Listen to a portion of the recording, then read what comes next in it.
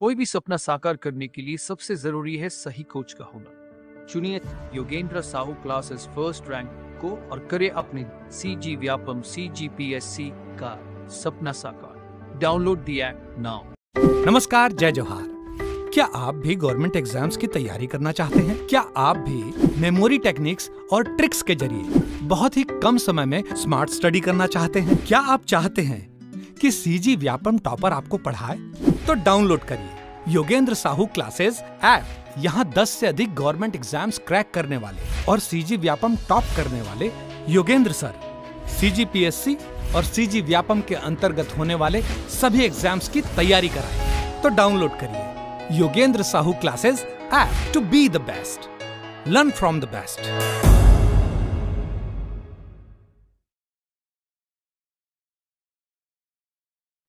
नमस्कार दोस्तों, स्वागत है आपका योगेंद्र साहू ऑनलाइन क्लासेस में। तो आज की क्लास में हम चर्चा करेंगे महिला एवं बाल विकास संबंधित केंद्रीय योजनाएं। अगर इन योजनाओं के बारे में विस्तार से आपने वीडियो नहीं देखा है तो जाके प्लेलिस्ट में देखिए, वहां लालनी मैम के द्वारा बहुत ही अच्छे तरीके से इन योजनाओं के बारे में जानकारी दी गई है। तो आज हम देखते हैं पहला प्रश्न। उज्ज्वला गृह योजना व स्वधार योजना को विलय कर कौन सा योजना चलाया जा रहा है? ऑप्शन ए है शक्ति स्वरूपा योजना, सखी गृह योजना, नारी निकेतन योजना या शक्ति सदन योजना। इससे पहले हम लोग देखते हैं प्रश्न में उज्ज्वला योजना और स्वधार योजना का नाम आ रहा है। तो इन दोनों योजनाओं का शुभारंभ किस वर्ष हुआ था? तो इन दोनों योजनाओं का शुभारंभ हुआ था 2016 में। कब? 2016 में। तो इन योजनाओं में मतलब उसका प्रावधान क्या था? तो उसमें यह प्रावधान था कि जो महिलाएं विषम परिस्थितियों में अपना जीवन यापन कर रही है, जैसे कि कोई घरेलू हिंसा से पीड़ित महिलाएं हो गई या फिर यौन उत्पीड़ित महिलाएं हो गई, ठीक है, तो वो लोग, उन लोगों को ना आवास प्रदान किया जाता है। किसके तहत? उज्ज्वला योजना और स्वधार योजना के तहत। तो ये पहले अलग अलग योजनाएं थे। अब इन दोनों योजनाओं को मर्ज करके कौन सा योजना बनाया गया है? तो शक्ति सदन योजना बनाया गया। ठीक है, शक्ति सदन योजना के तहत उनको क्या आवास प्रदान किया जा रहा है। तो ये हो गया हमारा ऑप्शन डी इसका राइट आंसर। चलते हैं नेक्स्ट प्रश्न की ओर। दूसरा प्रश्न है हमारा, बेटी बचाओ बेटी पढ़ाओ योजना का शुभारंभ किस वर्ष से हुआ था?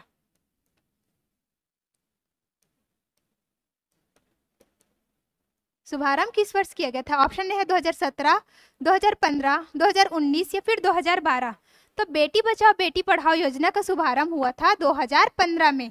ठीक है, 2015 में। लेकिन कब? 22 जनवरी 2015 को। कहाँ से? तो हरियाणा के पानीपत से। ठीक, जगह का नाम भी हम लोग याद रखेंगे डेट के साथ कि कहाँ से इसका शुभारंभ किया गया था। पानीपत, हरियाणा से 22 जनवरी 2015 को। इसके साथ ही ये भी याद रखेंगे कि छत्तीसगढ़ के किस जिले को बेटी बचाओ बेटी पढ़ाओ योजना के तहत चयन किया गया था? तो छत्तीसगढ़ के 2 जिले हैं जिसमें इनका चयन हुआ था। तो पहला है रायगढ़, इसका चयन किया गया था 2015 में। दूसरा है बीजापुर,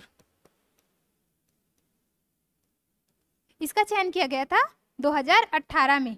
तो इन जिलों का नाम भी हम याद रखेंगे। हो सकता है अगर ऐसा प्रश्न पूछे कि बेटी बचाओ बेटी पढ़ाओ योजना के तहत छत्तीसगढ़ के किन जिलों का चयन किया गया था, तो हमको रायगढ़ और बीजापुर का नाम याद होना चाहिए। ओके, आगे बढ़ते हैं।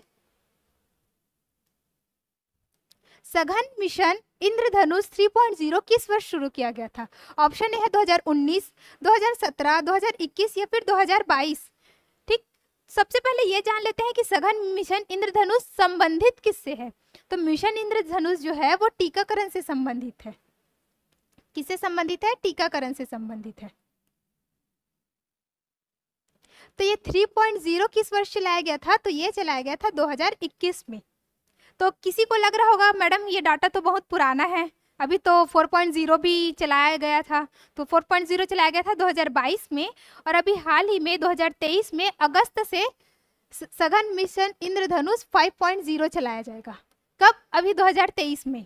तो जब 2023 का डाटा आएगा तब उसको याद करेंगे। ठीक, चौथा प्रश्न देखते हैं। निम्न में से कौन सी महिला हेल्पलाइन नंबर है? 1098, 108, 102 या 188? ठीक, महिला हेल्पलाइन नंबर का टोल फ्री नंबर क्या है? 181। और इस टोल फ्री नंबर का शुभारंभ कब किया गया था? तो किया गया था 2016 में। तो ये तो हो गया महिला हेल्पलाइन का टोल फ्री नंबर।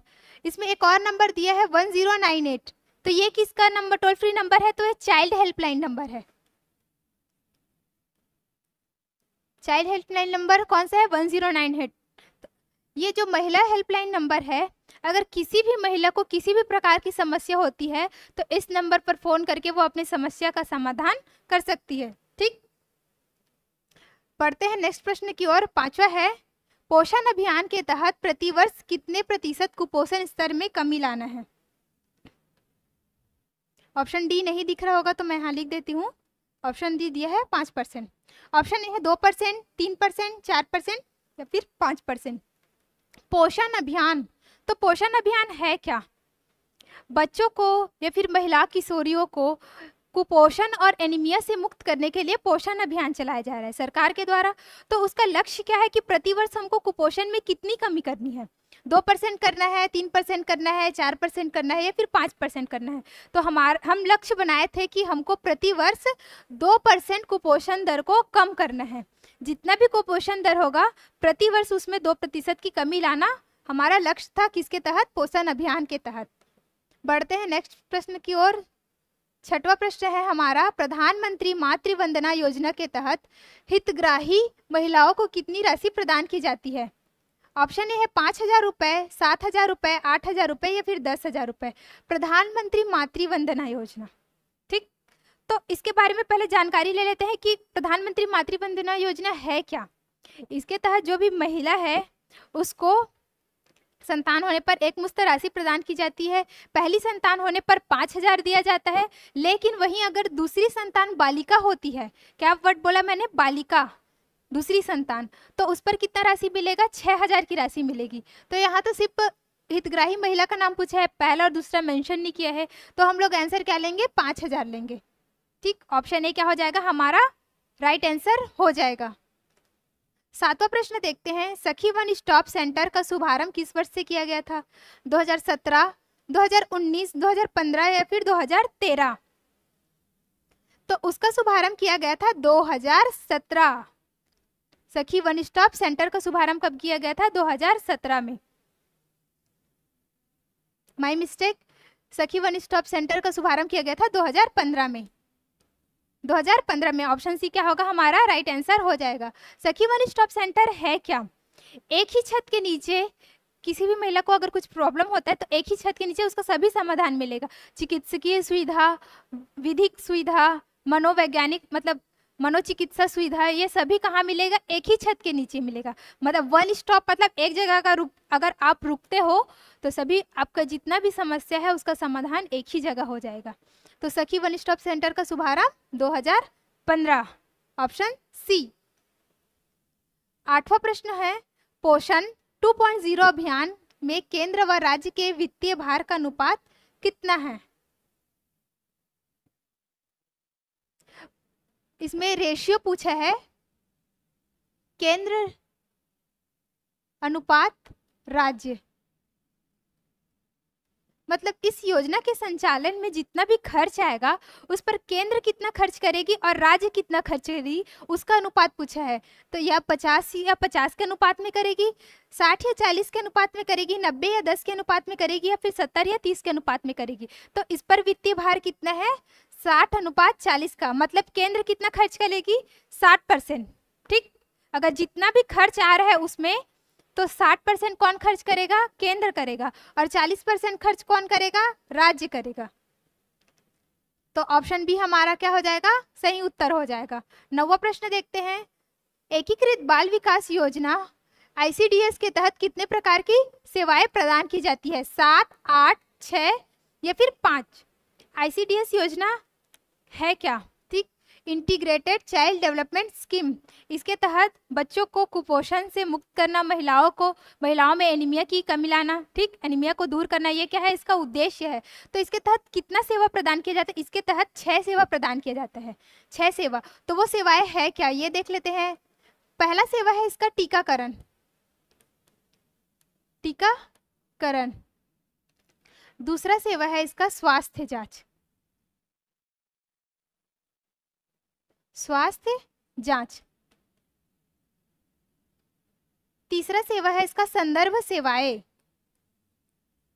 आप नाम याद करते चले गए, हो सकता है पूछे कि इन सेवाओं में कौन कौन सा शामिल है, कौन कौन सा नहीं है, तो हमको 6 सेवाओं का नाम याद होना जरूरी है। ठीक है, तीसरा है संदर्भ सेवाएं, चौथा है पोषक आहार,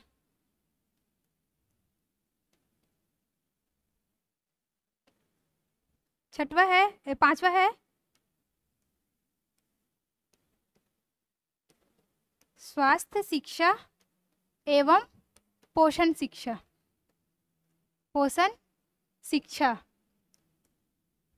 और छठवा है हमारा शाला पूर्व अनौपचारिक शिक्षा, शाला पूर्व अनौपचारिक शिक्षा। इसमें क्या होगा, अनौपचारिक शिक्षा में जो प्री स्कूल होता है आंगनबाड़ी वाला वो इसमें आ जाएगा। तो ये क्या हो गया, हमारे ICDS के तहत संचालित 6 योजनाएं हो गई। तो हमको इन 6 योजना का नाम भी याद होना चाहिए और इसके तहत कौन कौन हितग्राही है, उनकी आयु सीमा क्या है, ये सब भी हमको याद होना चाहिए। ओके, बढ़ते हैं आगे। 10वां प्रश्न है हमारा, मिशन शक्ति योजना के घटक कौन कौन से हैं? संबल, सामर्थ्य, ए व बी दोनों, या फिर इनमें से कोई नहीं। मिशन शक्ति योजना, तो अगर किसी ने सिलेबस अगर अच्छे से देखा होगा तो उसका प्रश्न तुरंत सॉल्व हो जाएगा, क्योंकि ये क्या है, हमारे सिलेबस में ही मेंशन है कि मिशन शक्ति योजना के तहत कौन कौन सा शामिल है, संबल भी शामिल है और सामर्थ्य भी शामिल है। तो ऑप्शन सी क्या होगा, हमारा राइट आंसर होगा। 11वां प्रश्न देखते हैं, बेटी बचाओ बेटी पढ़ाओ की ब्रांड एम्बेसडर कौन है?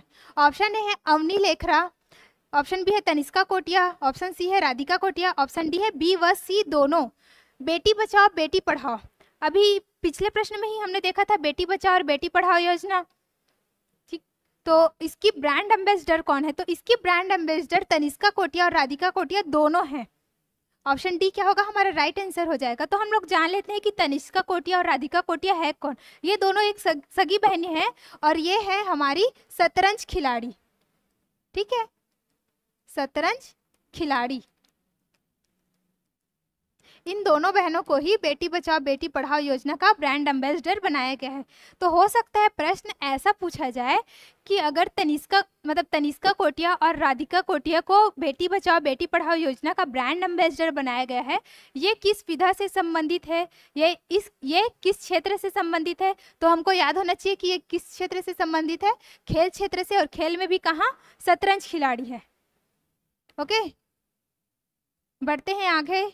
12वां प्रश्न, राष्ट्रीय महिला आयोग अधिनियम किस वर्ष पारित किया गया था?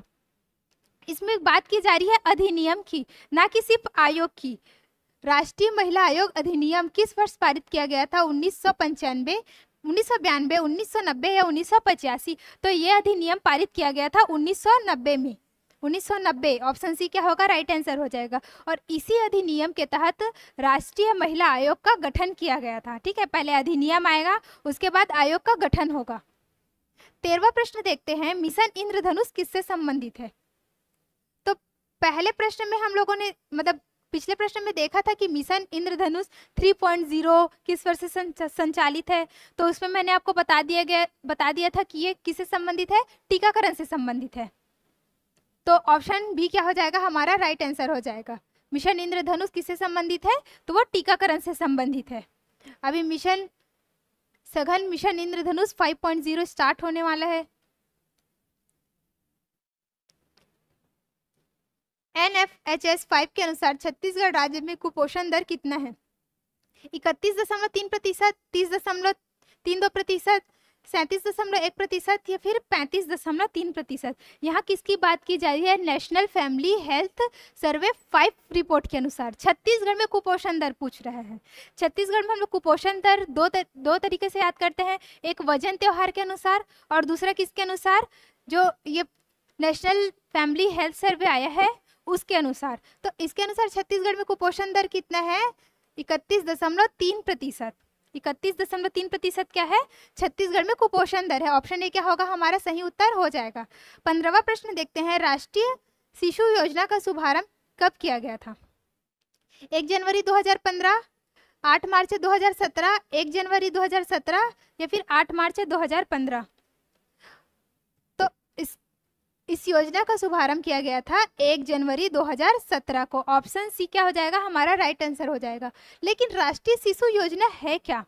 तो राष्ट्रीय शिशु योजना जो है वो जो कामकाजी महिलाएं हैं उनकी 6 माह से लेकर जो 6 वर्ष तक के बच्चे हैं उनकी देखभाल करने के लिए इस योजना को चलाया गया था। ठीक है, क्या? राष्ट्रीय शिशु गृह योजना। आगे बढ़े। 16 प्रश्न है, राष्ट्रीय टीकाकरण सारणी के अनुसार कितने रोगों से बचाव के लिए टीके लगाए जाते हैं?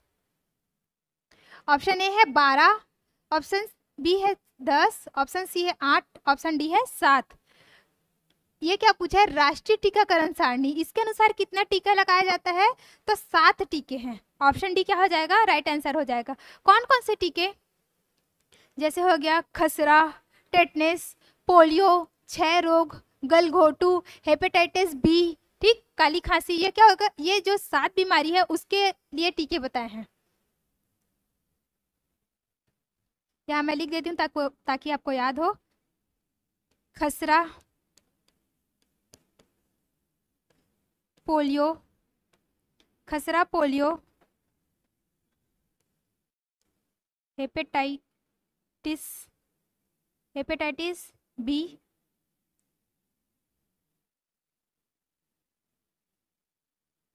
गलघोटू, क्षय रोग,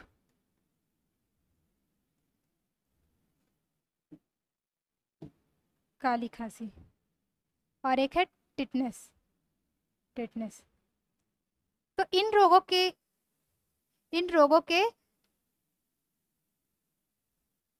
से लड़ने के लिए क्या लगाया जाता है? टीका लगाया जाता है। किसके अनुसार? राष्ट्रीय टीकाकरण सारणी के अनुसार 7 टीके। आगे बढ़ते हैं। सखी वन स्टॉप सेंटर योजना को चलाने के लिए कौन पैसा देता है, अर्थात इस योजना के लिए वित्त कहां से प्राप्त होता है? सखी वन स्टॉप सेंटर के बारे में हम लोगों ने बात कर लिया कि एक ही छत के नीचे महिलाओं को सारी सुविधाएं दी जाएगी, चिकित्सकीय सुविधा, विधिक सुविधा, ठीक है, मनोचिकित्सा सुविधा, ये सब कहाँ मिलेगा? एक ही छत के नीचे उनको प्रोवाइड किया जाएगा। तो उसके लिए पैसा कौन देगा? अगर उसको चलाना है, हमको किसी भी योजना को चलाना रहता है तो सबसे पहली आवश्यकता क्या होती है कि उसके लिए वित्त कहाँ से हमको प्राप्त होगा? तो उसके लिए वित्त कहाँ से प्राप्त होगा? प्रधानमंत्री महिला कोष से, इंदिरा फंड से, निर्भया फंड से या फिर आकस्मिक कोष से। तो उसको पैसा मिलेगा हमको निर्भया फंड से। निर्भया का नाम तो आप सभी ने सुना होगा। तो उस फंड से क्या मिलेगा? सखी वन स्टॉप सेंटर को वित्तीय सहायता मिलेगी। आगे बढ़ते हैं। 18वां प्रश्न है हमारा, पोषण अभियान का शुभारंभ देश के किस जिले से किया गया था?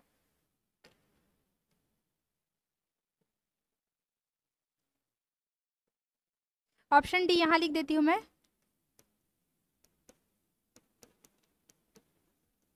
सीजी के रायगढ़। ऑप्शन ए है हरियाणा के पानीपत से, ऑप्शन बी है राजस्थान के झुंझुनू से, मध्य प्रदेश के देवास से या फिर छत्तीसगढ़ के रायगढ़ से। किसकी बात हो रही है? आपस पोषण अभियान की बात हो रही है। पोषण अभियान के बारे में मैंने आपको बता दिया कि बच्चों में, महिलाओं में कुपोषण स्तर को में कमी लाने के लिए क्या चलाया जा रहा है? पोषण अभियान चलाया जा रहा है। तो उसका शुभारंभ हुआ कहाँ से? तो उसका शुभारंभ हुआ था राजस्थान के झुंझुनू से। कहाँ से? राजस्थान के झुंझुनू से। हमारे प्रधानमंत्री के द्वारा 8 मार्च 2018 को राजस्थान के झुंझुनू में ये अभियान स्टार्ट किया गया था। तो आपको याद रह जाएगा। आगे बढ़े। 19वां प्रश्न है, मिशन वात्सल्य योजना का उद्देश्य क्या है? बच्चों को मातृत्व प्रेम देना, निःशुल्क शिक्षा देना, स्वास्थ्य संरक्षण, बच्चों को सुरक्षित वातावरण प्रदान करना। तो मिशन वात्सल्य नाम सुनकर सब ऑप्शन ए लगा देंगे। वात्सल्य मातृत्व प्रेम से संबंधित होता है, तो ऑप्शन ए नहीं लगाना है। इसका उद्देश्य क्या है? बच्चों को सुरक्षित वातावरण प्रदान करना मिशन वात्सल्य योजना का उद्देश्य है।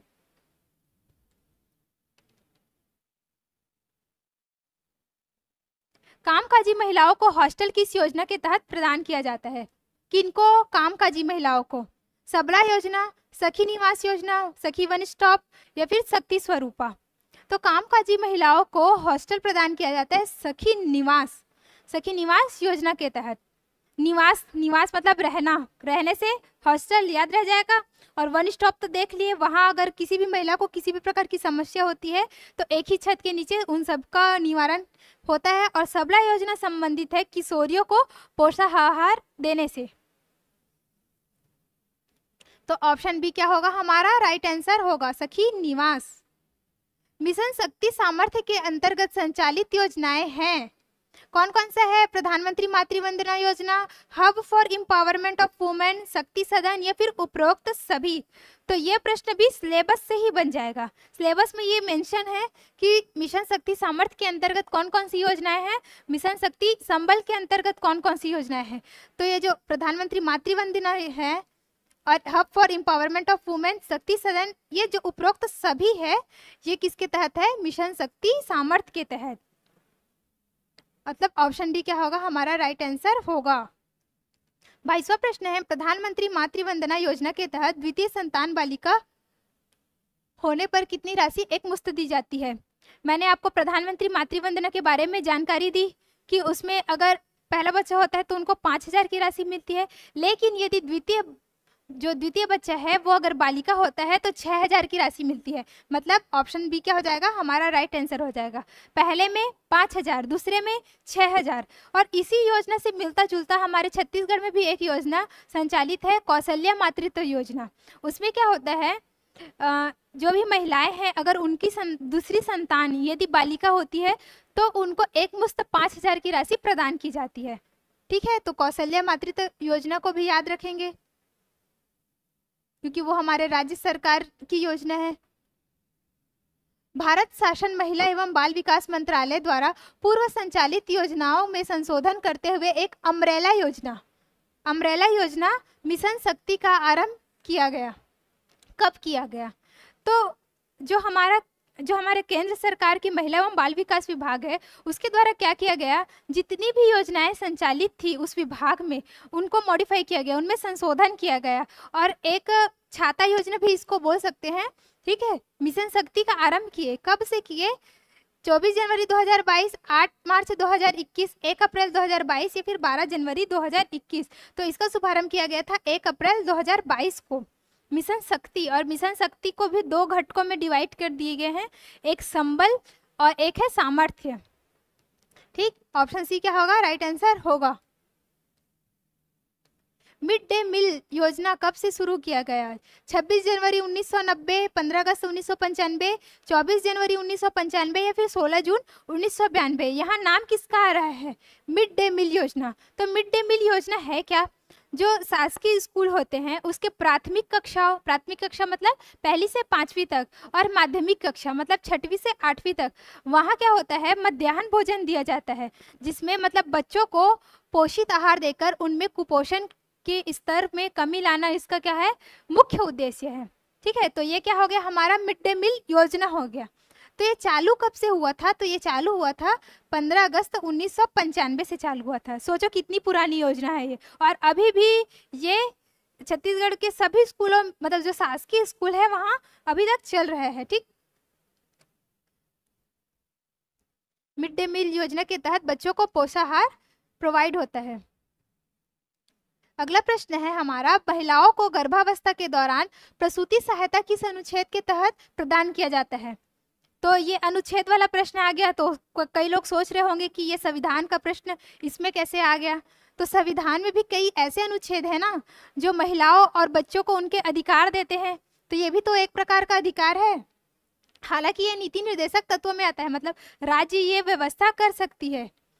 तो प्रसूति सहायता किस अनुच्छेद के तहत मिलता है? अनुच्छेद 42, अनुच्छेद 45, अनुच्छेद 47 या फिर अनुच्छेद 48।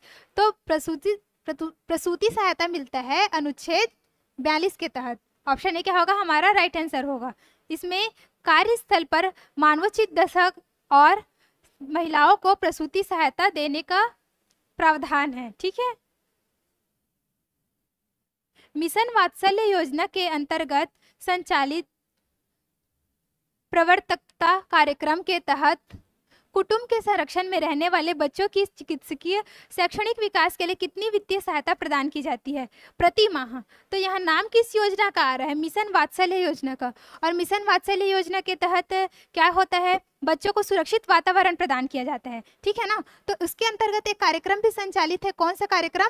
प्रवर्तकता कार्यक्रम। उसके तहत मतलब जो बच्चे हैं जो कुटुंब के संरक्षण में रहते हैं, कुटुंब मतलब उनका स्वयं का परिवार, लेकिन उनका परिवार क्या होता है, उनके जो शिक्षा में जो खर्च करना है, उनके चिकित्सा में जो खर्च करना है, उसके लिए वो सक्षम नहीं होते, तो उन्हीं को सहायता प्रदान करता है कौन सा? ये वाला कार्यक्रम, प्रवर्तकता कार्यक्रम। तो प्रति माह उनको कितना राशि प्रदान किया जाता है? 7,000, 6,000, 5,000 या ऑप्शन डी है 4,000। तो उनको प्रोवाइड किया जाता है 4,000 पर मंथ, ठीक है। कितना राशि देंगे हम लोग? 4,000। और ये किस योजना के तहत संचालित है? मिशन वात्सल्य योजना के तहत। 26वां प्रश्न देखते हैं हम। ICDS योजना के तहत कितने वर्ष तक के बच्चों को शाला पूर्व अनौपचारिक शिक्षा प्रदान किया जाता है? ICDS योजना के बारे में हम लोगों ने विस्तार से चर्चा कर लिया है। इसका शुभारंभ कब हुआ था? इसका शुभारंभ हुआ था 2 अक्टूबर 1975 में। और इसके तहत कितनी सेवाएं प्रदान की जाती है? इसके तहत 6 सेवाएं प्रदान की जाती है। उसमें से एक सेवा था शाला पूर्व अनौपचारिक शिक्षा। तो शाला पूर्व अनौपचारिक शिक्षा मैंने आपको बताया कि ये प्री स्कूल जैसा होता है, मतलब आंगनबाड़ी जो होता है वही प्री स्कूल में भी आ जाएगा, ठीक। तो उसमें कितने से कितने वर्ष तक के बच्चों को वो हितग्राही होंगे? 3 से 5, 3 से 6 या 3 से 4 या इनमें से कोई नहीं। तो वहाँ जो बच्चे हैं वो 3 से 6 वर्ष तक के जो बच्चे हैं इस योजना के तहत हितग्राही होते हैं शाला पूर्व अनौपचारिक शिक्षा के लिए।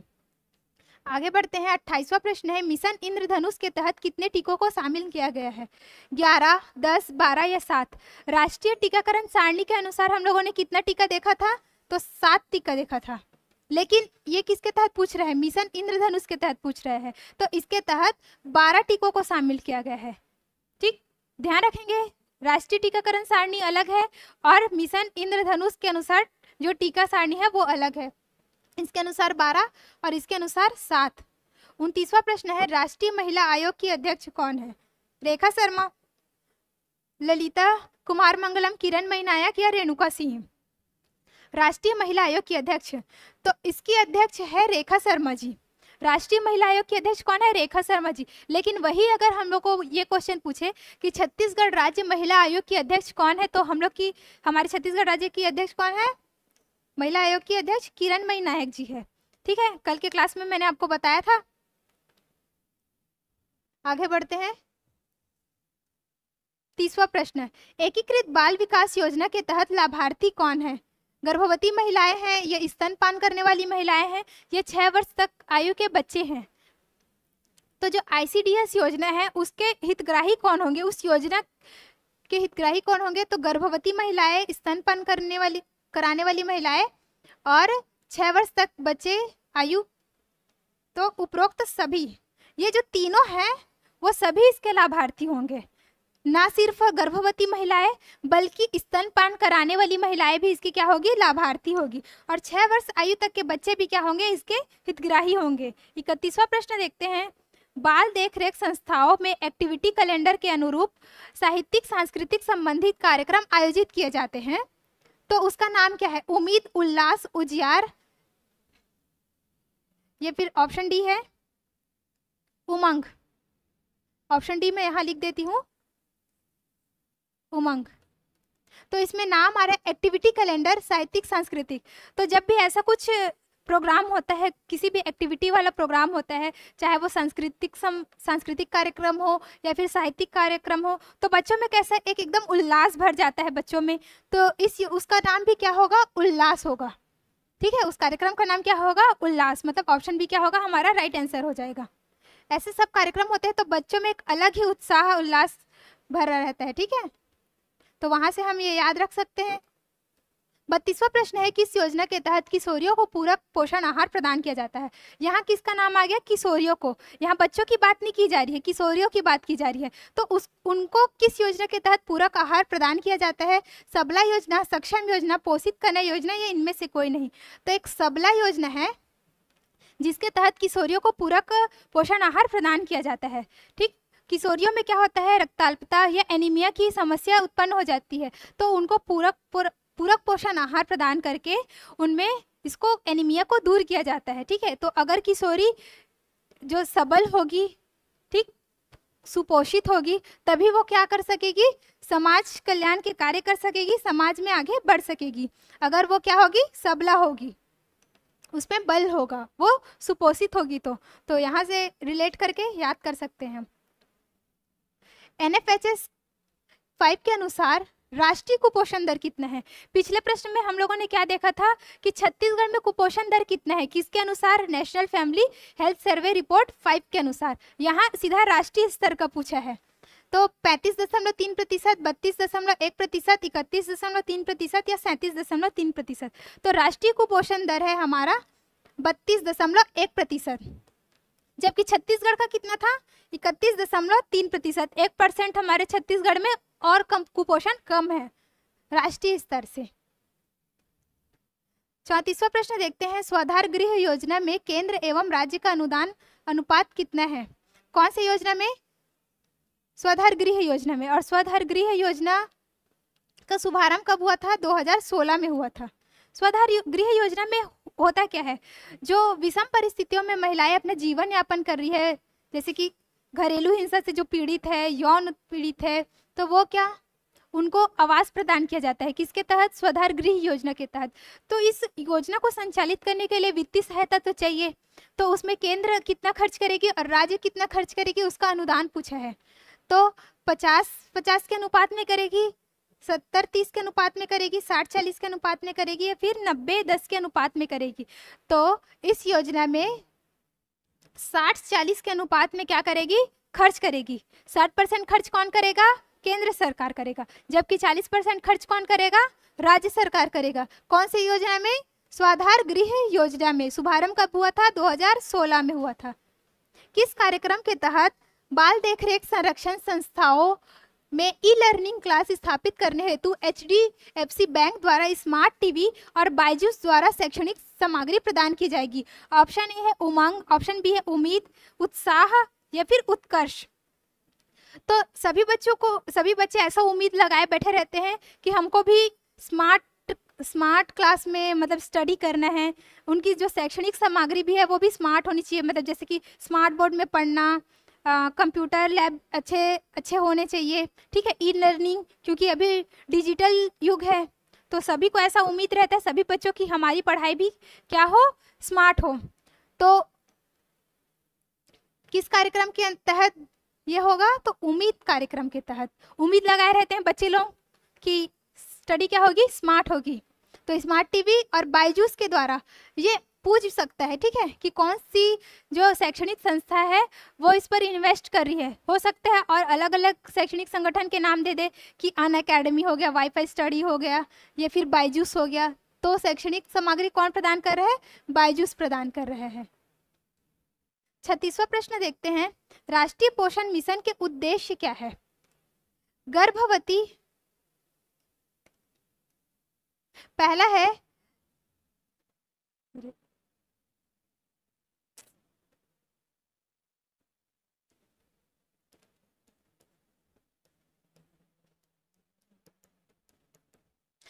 इसमें गर्भवती महिलाओं और स्तनपान कराने वाली माताओं में कुपोषण के बारे में जागरूकता उत्पन्न करना। दूसरा है छोटे बच्चों, किशोरियों और स्तनपान कराने वाली माताओं में कुपोषण के बारे में जागरूकता पैदा करना। तीसरा है पोषक आहार के बारे में जागरूकता फैलाना। राष्ट्रीय पोषण मिशन के बारे में बात कर रहे हैं, तो वो गर्भवती महिलाओं में तो पोषण आहार के बारे में जागरूकता उत्पन्न करेगा ही, ठीक है, क्योंकि गर्भवती महिलाओं में कुपोषण, एनीमिया की समस्या हो सकती है। छोटे बच्चे, किशोरियों और स्तनपान कराने वाली माताओं को कुपोषण के बारे में जागृत करेगा, तो ये भी उसका उद्देश्य होगा। ठीक है, किशोरियों में भी एनीमिया की समस्या आजकल देखी जा रही है, तो उनको भी कुपोषण के बारे में जागरूक करेगा, पोषाहार के बारे में जागरूक करेगा। लेकिन क्या पोषाहार के बारे में जागरूकता फैलाना इसका उद्देश्य है? तो ये नहीं है। पहला और दूसरा क्या है इसका उद्देश्य है, तो ऑप्शन सी इसका राइट आंसर हो जाएगा। 1 और 2 दोनों। ठीक है, आगे बढ़ते हैं। 37वां प्रश्न है, रेडी टू ईट फूड में कौन से घटक शामिल होते हैं? गेहूं, रागी, मूंगफली या फिर सभी? रेडी टू ईट फूड होता क्या है? जो आंगनबाड़ी में गर्भवती महिलाओं को, स्तनपान करने वाली महिलाओं को या फिर 6 माह से 6 वर्ष तक के बच्चों को जो प्रदान किया जाता है पोषाहार, उसी को रेडी टू ईट फूड कहा जाता है। स्थानीय भाषा में इसको दलिया भी बोलते हैं। तो इसमें कौन कौन से घटक होते हैं? गेहूं, रागी, मूंगफली, ये सभी होते हैं। ठीक है, तो ऑप्शन डी क्या हो जाएगा? हमारा राइट आंसर हो जाएगा। राष्ट्रीय महिला आयोग की स्थापना किस वर्ष की गई थी? 1992 में, 1990 में, 1991 में या फिर 1995 में? तो पिछले प्रश्न में हम लोगों ने देखा कि राष्ट्रीय महिला आयोग अधिनियम किस वर्ष पारित किया गया था? तो वो पारित किया गया था 1990 में। तो जब अधिनियम पारित हो जाएगा उसी के बाद तो आयोग बनेगा ना। तो आयोग कब बना? आयोग बना 92 में। 1992 में क्या बना? आयोग बना। और इस आयोग की अध्यक्ष कौन है अभी वर्तमान में? तो पिछले प्रश्न में देख चुके हैं हम लोग, रेखा शर्मा जी क्या है इसकी अध्यक्ष हैं।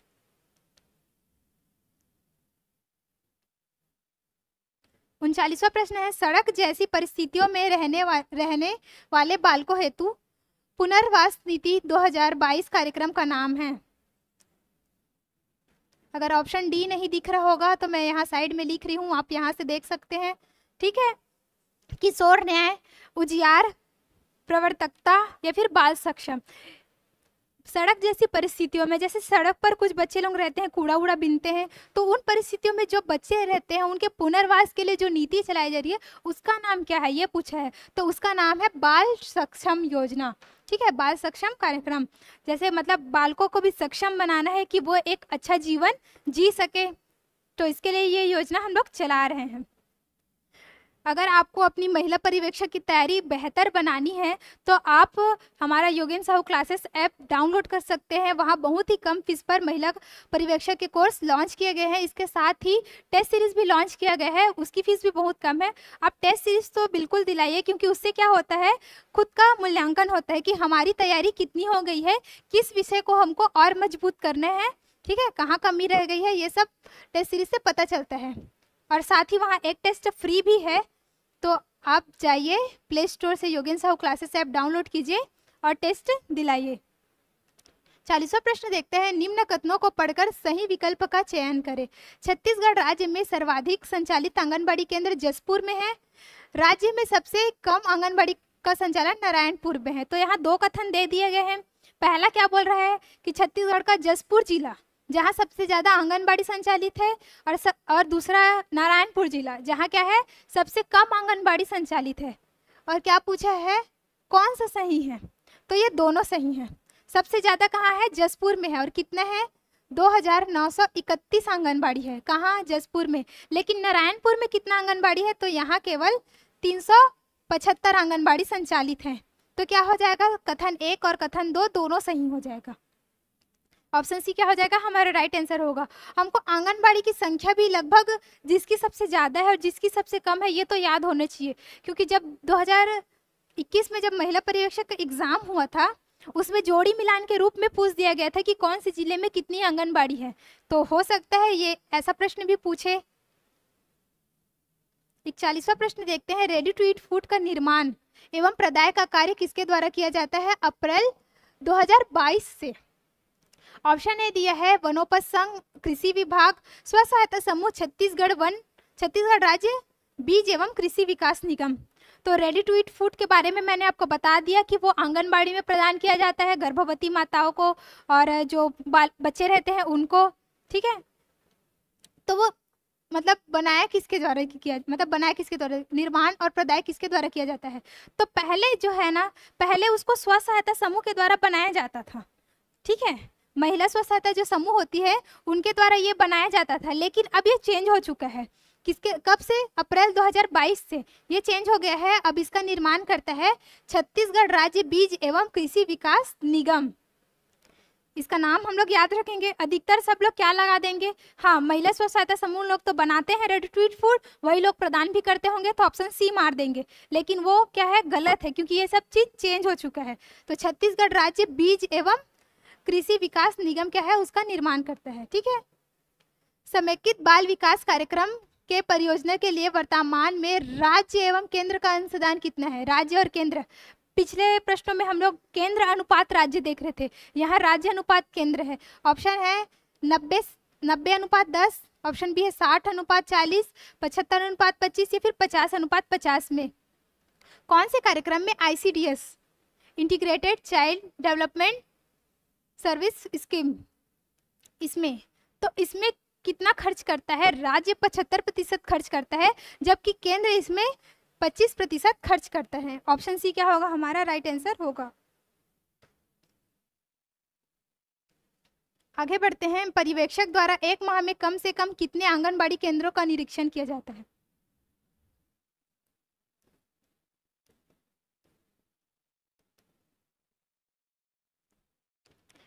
एक पर्यवेक्षक द्वारा, जो एक महिला पर्यवेक्षक रहती है, वो एक माह में कितने आंगनबाड़ी का निरीक्षण करने जाएगी? 20 आंगनबाड़ी, 25 आंगनबाड़ी, 30 आंगनबाड़ी या फिर 40 आंगनबाड़ी। तो जो महिला पर्यवेक्षक रहती है उसके अंडर में कितने आंगनबाड़ी रहते हैं? 25 आंगनबाड़ी। तो वो उन्हीं 25 आंगनबाड़ी का निरीक्षण करने जाएगी ना। तो ऑप्शन बी क्या होगा हमारा राइट आंसर होगा। मतलब एक माह में उसको अपने अंडर जितने भी 25 आंगनबाड़ी है सभी का निरीक्षण करना है, वहां जाकर देखना है कि बच्चों को या फिर गर्भवती माताओं का सही टाइम पर टीकाकरण हुआ है कि नहीं, उनको सही मतलब सही तरीके से पोषाहार दिया जा रहा है कि नहीं। ठीक है, आगे बढ़ते हैं।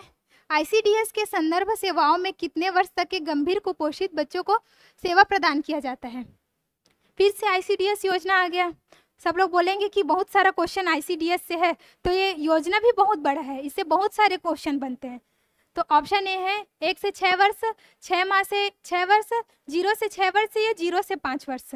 तो इस योजना के तहत जो 0 से 6 वर्ष तक के बच्चे हैं उनको सेवाएं प्रदान की जाती है ICDS योजना के तहत। लेकिन अगर हम लोग छत्तीसगढ़ राज्य में देखें मुख्यमंत्री सुपोषण अभियान, तो उसमें 6 माह से लेकर 6 वर्ष तक के बच्चों को सेवा प्रदान किया जाता है, वो लोग उस योजना के हितग्राही होते हैं। यहाँ 0 से 6 वर्ष है, तो ये दोनों अलग अलग है, मिक्स नहीं कर देना है दोनों का।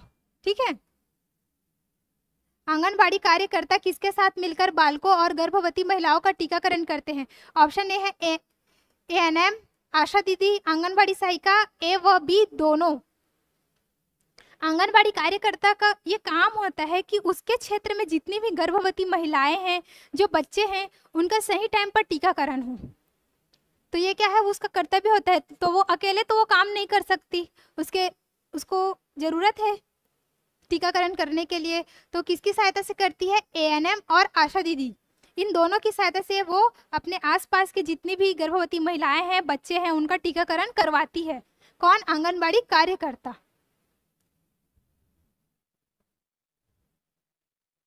जनजातीय क्षेत्र अथवा पहाड़ी क्षेत्र, पहाड़ी क्षेत्रों में कितनी आंगनबाड़ी, कितनी जनसंख्या पर एक आंगनबाड़ी केंद्र स्थापित किया जा सकता है? आंगनबाड़ी केंद्र स्थापित किया जा सकता है 400 से 800, 300 से 800, 150 से 400, 200 से 400। तो अगर कोई सामान्य क्षेत्र रहता है, जैसे कोई भी सामान्य ग्रामीण या शहरी क्षेत्र हो गया, वहाँ 400 से 800 जनसंख्या रहने पर हम लोग एक आंगनबाड़ी खोल सकते हैं। लेकिन यहाँ बात किसकी की जा रही है? जनजातीय क्षेत्र या फिर पहाड़ी क्षेत्र की बात की जा रही है। तो वहाँ अगर 300 से 800 अगर जनसंख्या है तो हम लोग एक आंगनबाड़ी खोल सकते हैं। नॉर्मल क्षेत्र में 400 से 800, लेकिन जनजातीय क्षेत्र और पहाड़ी क्षेत्र में 300 से 800 जनसंख्या पर। लेकिन अगर बात की जाए कि कितनी जनसंख्या पर एक मिनी आंगनबाड़ी खोली जा सकती है, तो जब 150 से 400 जनसंख्या होती है उस क्षेत्र में, तो एक मिनी आंगनबाड़ी हम लोग खोल सकते हैं। इस प्रश्न का आंसर क्या होगा? ऑप्शन बी, 300 से 800। ओके, 47वां प्रश्न देखते हैं। आंगनबाड़ी महिला पर्यवेक्षक किसे रिपोर्ट करती है तथा किसके अधीन होती है? अनुभागीय अधिकारी, महिला एवं बाल विकास मंत्री, महिला आयोग, बाल विकास परियोजना अधिकारी। तो जो महिला पर्यवेक्षक होगी, ठीक है, वो किसको रिपोर्ट करेगी? मतलब उसके ऊपर में हेड कौन होगा?